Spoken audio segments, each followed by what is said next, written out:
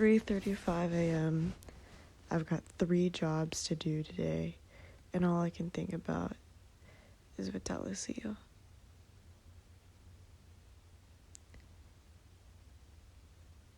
There's a lot on my mind. I really wanted to bring up why I created this in the first place. This is something that I've been itching to do for a very long time. Just as a contemporary forefront, this game is released in accordance with me throwing out Naked Art Museum and Vomitmouth. These are 2 concepts that I've been thinking about for 2 years. I've been watching myself taking all the information I've learned and gathered and been frustrated that I didn't know what to do with it. But now here I am, and it feels like it's been a whirlwind, but really everything has been so clear at the same time. I've always felt like I've been floating in this mist and this cloud, and the word mist I will get back to in a brief moment. But I pray a lot. I talk to spirit very often. I use my I Ching relentlessly because making decisions on my own can be confusing. Whenever I make decisions, sometimes they're too rapid, or I know that I'm very passionate about things and also very obsessive compulsive. So I need an outside perspective to kind of weed me out, but it also is encouraging, I'll get back to the basics now. So I remember as a child, video games were pretty much the center of my life. It's how I interacted really with my father. My mom really hated video games because they made her dizzy, but we would do PlayStation Move bowling, and we would play chess. Me and my family would play cards. I've always been very competitive. They also made me very competitive, just as a very high achieving student and overall individual. The consoles that I remember growing up with start in order from a Sega machine to a PlayStation 3, then to a Nintendo DS Lite. I don't think it was that. I think it was the regular one. I had the PlayStation Move. Then finally I had the PS4. I did play on a PC as well for games like Webkins, Horse with a W, and Animal Jam in particular. It's really funny that actually, coming full circle, the last game I actually played was Webkins. And I gave my animal pet a studio apartment with no furniture.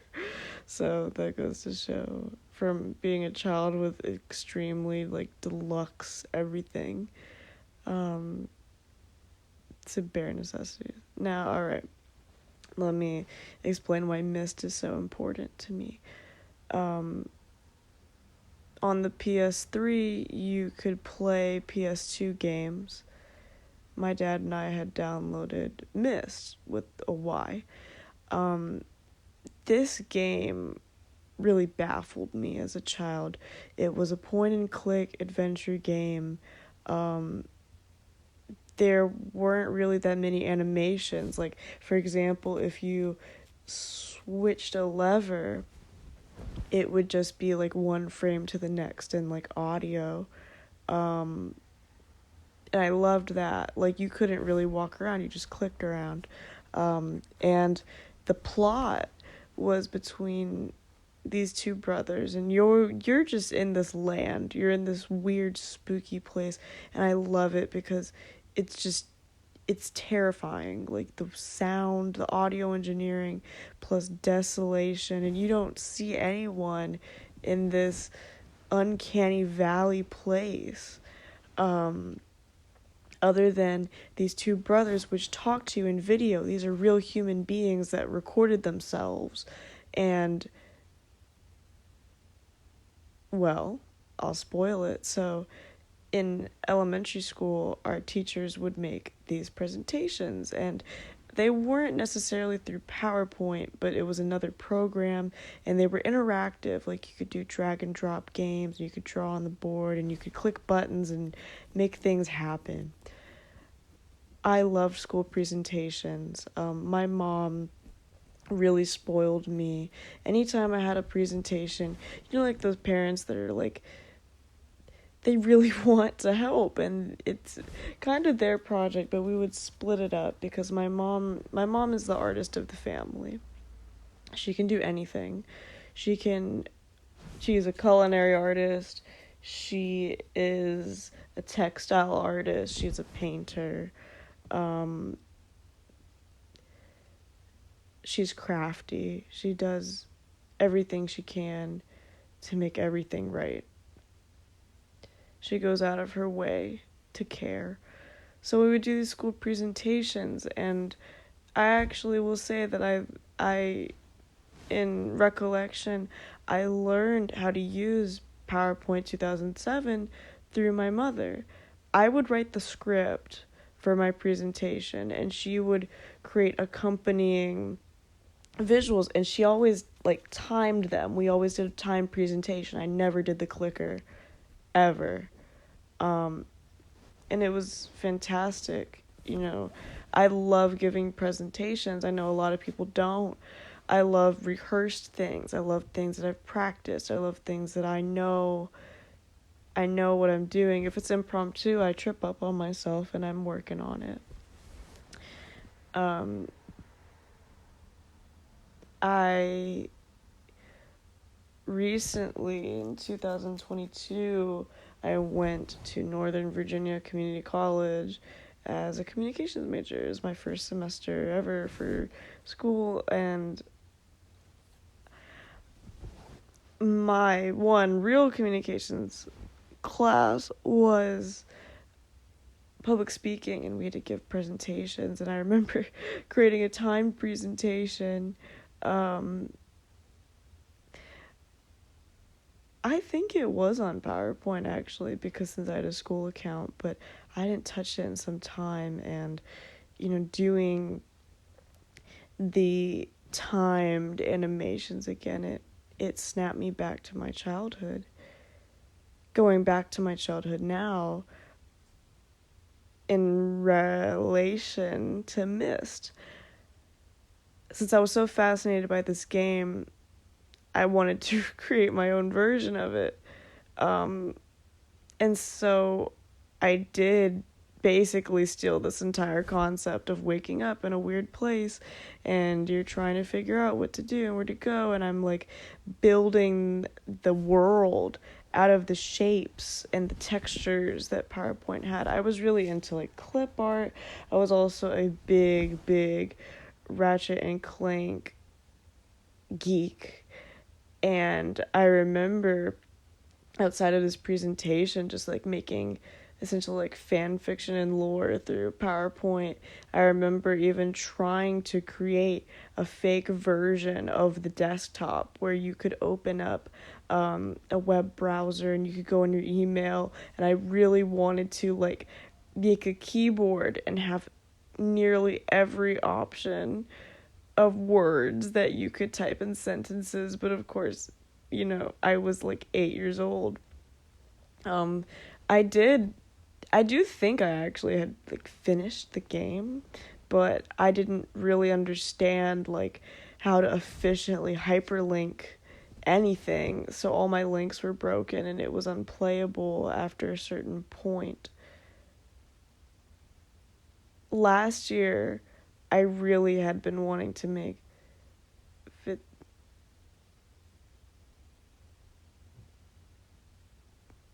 VITALICIO. I want to say it correctly because this is Spanish for life. I'm still learning. I love the concept of learning and inheriting other languages because you can think differently, you're expanding your mind, you are becoming a different part of yourself that you didn't even know you had. Of course, this game sadly does not have any non-English components as of yet, but my goal is for all my art to become translatable at a certain point. I want to make this inclusive. I know it will take a long time to get everything I've done, but I know it's worth it. I think that it's worthwhile, and I want this to be accessible. So, also, alright, let me run this back. Accessibility. The game being made through PowerPoint is my testament that anything can be done with the tools that you have. Eventually, I'd like to ascend to knowing how to program and code and use Unity and use Blender, and even for the concept of Naked Art Museum, I want better softwares. But I'm mastering what I've known and what I have.